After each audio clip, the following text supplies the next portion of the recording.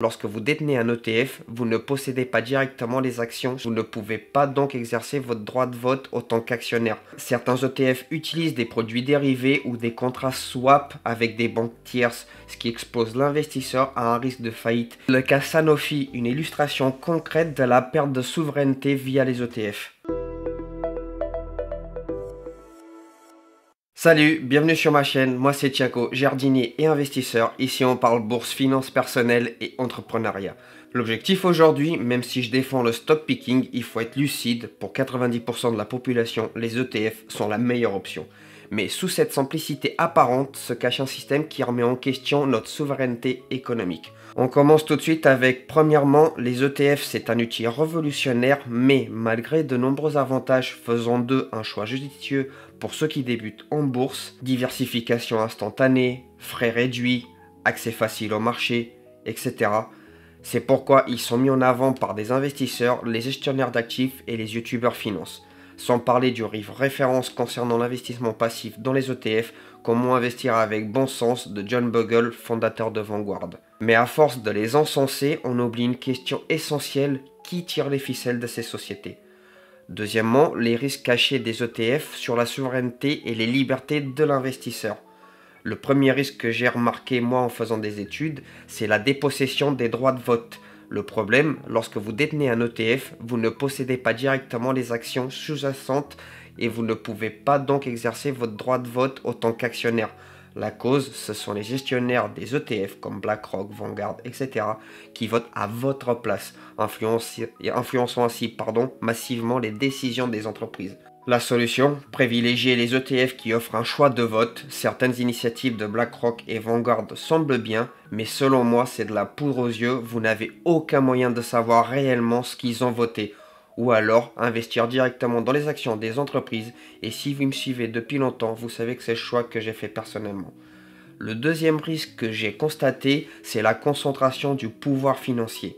Le problème, les plus grands gestionnaires d'ETF, BlackRock, Vanguard, etc., détiennent une part massive des entreprises mondiales, leur donnant une influence démesurée sur l'économie et les politiques d'entreprise. Et la cause, la croissance exponentielle des ETF passifs, centralise le capital entre les mains de quelques gestionnaires. La solution serait de diversifier les investissements en utilisant un ETF et des émetteurs plus petits, par exemple comme Amundi, ou combinant des ETF avec des actions individuelles. Le troisième risque que j'ai constaté, c'est le gel des transactions en cas de crise. Le problème, en période de crise, certains ETF peuvent suspendre les échanges et appliquer des écarts de prix excessifs pour éviter la fuite de capitaux selon moi. La cause, l'absence de liquidité sous-jacente et les ajustements brutaux des marchés peuvent provoquer un déséquilibre entre le prix de l'ETF et la valeur réelle des actifs. La solution, vérifier la liquidité, la structure des ETF, par exemple est-ce qu'ils sont physiques ou synthétiques, et garder une part des investissements en actifs liquides, cash, or actions directes par exemple. Le quatrième risque découle directement du troisième, les ETF synthétiques, notamment au sein du PEA. Le problème, certains ETF utilisent des produits dérivés ou des contrats swap avec des banques tierces, ce qui expose l'investisseur à un risque de faillite de la contrepartie. Le cas Lehman Brothers lors de la crise 2008 est un bon exemple. La cause, les ETF synthétiques ne détiennent pas les actions sous-jacentes mais répliquent leur performance via des contrats, notamment les ETF SP500 disponibles sur PEA par exemple. La solution, privilégier les ETF physiques plutôt que synthétiques, surtout sur PEA, ou alors détenir des actions de qualité européennes. Et si on veut exposer aux États-Unis, le faire via un compte titre et éviter de le faire sur PEA, malgré la carotte fiscale. Le cinquième risque que j'ai pu voir, c'est la réplication passive et la déconnexion de la réalité économique. Le problème, les ETF achètent automatiquement des actions sans analyse de la santé financière des entreprises, ce qui peut survaloriser certaines sociétés et créer des bulles. La cause, la gestion passive alimente des flux d'achat sans distinction de qualité, amplifiant l'effet momentum, ce qui peut avoir un effet boule de neige selon moi. La solution, compléter son portefeuille avec des actions sélectionnées sur des critères fondamentaux, quality, value, etc. selon vos envies et votre profil d'investisseur.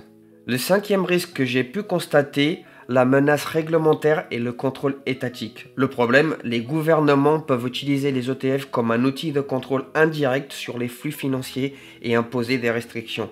avoir une politique fiscale avantageuse pour accroître leur hégémonie, puisqu'un pays n'a pas d'amis, juste des intérêts communs.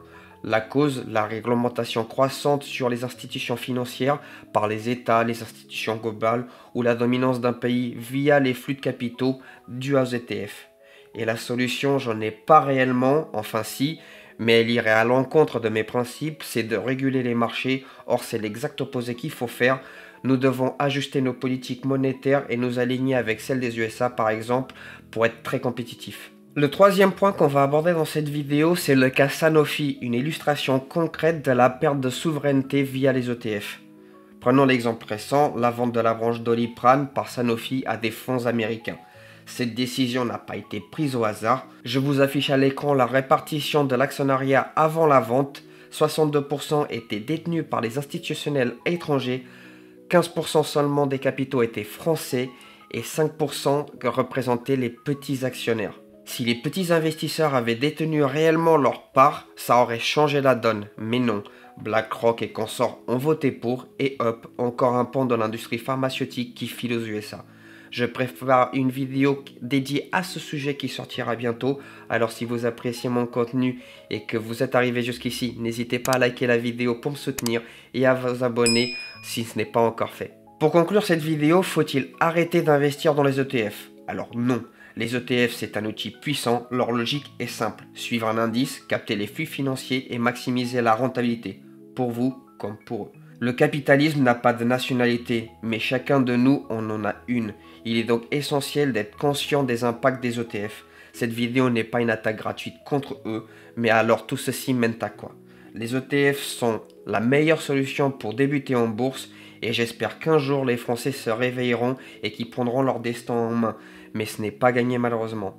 Selon moi, il est essentiel d'apprendre à faire du stock picking avec une vision long terme, surtout si on tient réellement à sa souveraineté. Vous n'avez pas besoin de vous ruiner en formation payante sur internet, il existe de nombreuses chaînes YouTube ou des livres qui vous expliquent comment le faire gratuitement. Les formations c'est un bonus, mais ce n'est pas une obligation. Même si je l'ai fait jusqu'ici et que je continuerai tant que je peux, prendre des parts dans les entreprises françaises et peser sur leur avenir ne suffit plus. Nous vivons dans un pays communiste où chaque centime gagné doit être partagé avec des parasites. Pourtant, tant que je le pourrais, j'investirai dans les small caps françaises. Et à défaut dans l'économie européenne, car c'est ici que je vis et je ne compte pas partir. Et enfin, quitter la France, j'y réfléchis de plus en plus et ça me dépite de le dire. Sur mon PEA, j'affiche une performance moyenne de 14% par an.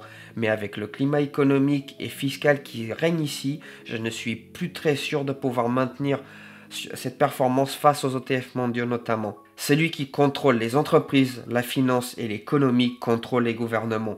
Et ça, les Américains l'ont bien compris.